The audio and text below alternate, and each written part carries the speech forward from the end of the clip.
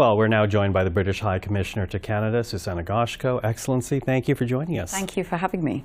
Now, you and I were speaking at the War Museum recently, talking about the 75th anniversary of NATO. And during that conversation, you had noted the fact that climate change is essentially changing the calculus around security for countries like the United Kingdom and Canada.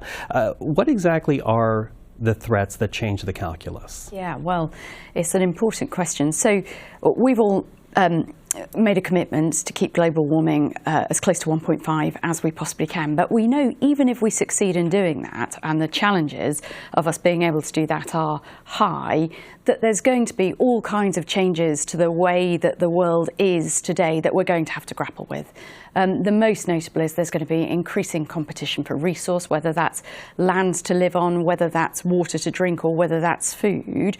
All of that is going to become increasingly more, it's going to become a lot harder to secure, and it's going to lead to rising conflict. It'll lead to mass migratory flows, and all of that's things that we've got to prepare for. So that's what I was really talking about on Friday, but I would note as well that in your defence policy update that was just published on Monday, it talked about the Arctic and how much the Arctic is changing. And I think the statistic it used was that the Arctic is warming 4 times faster than any of the rest of the world. So there's a whole lot in this that I think we're really only just coming to terms with now. What's it going to mean? How do we prepare for it? And we were really delighted to see the reference to Canada's leadership in the Arctic, because that's going to be at the forefront of all of this. Well, let's talk a bit more about that, because when you think about the historic alliances between the two countries, and of course Canada and the United Kingdom have a long history, our history as a modern country, really beginning with the United Kingdom and with France.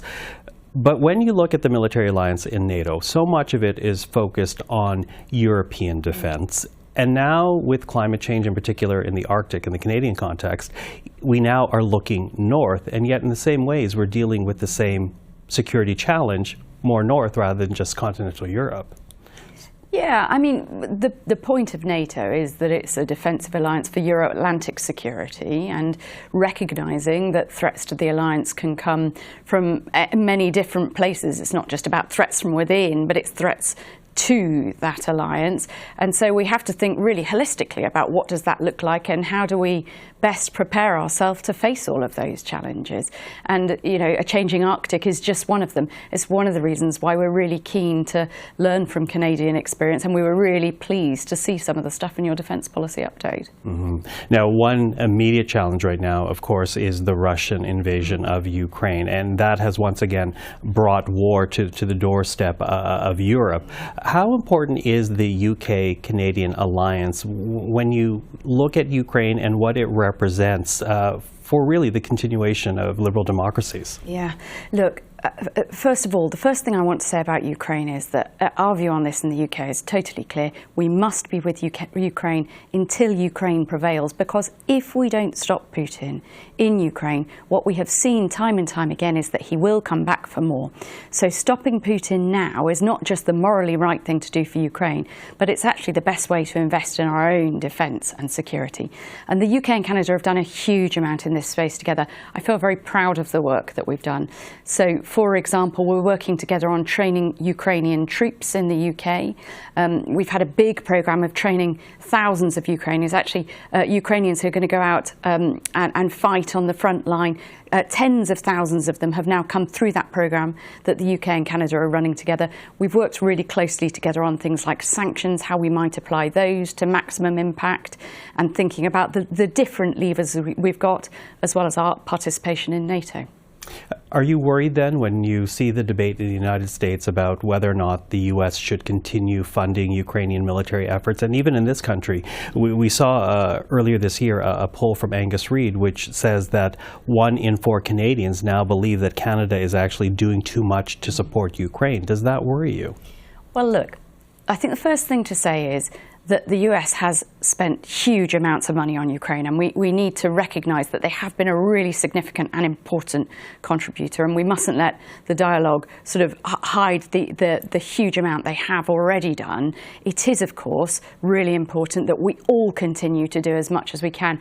I think the point that I always try and make here is that point. I really strongly believe this, that if we don't invest the money now, the costs further down the line, both in financial and in human terms, will be much higher, because it's not just about Putin and stopping him now and stopping him in a way that means that he doesn't come back for more, but it's also about asking ourselves the question of who else is watching and what lessons are they drawing if we fail to stand up for what's right and what fundamentally is rooted in the UN Charter.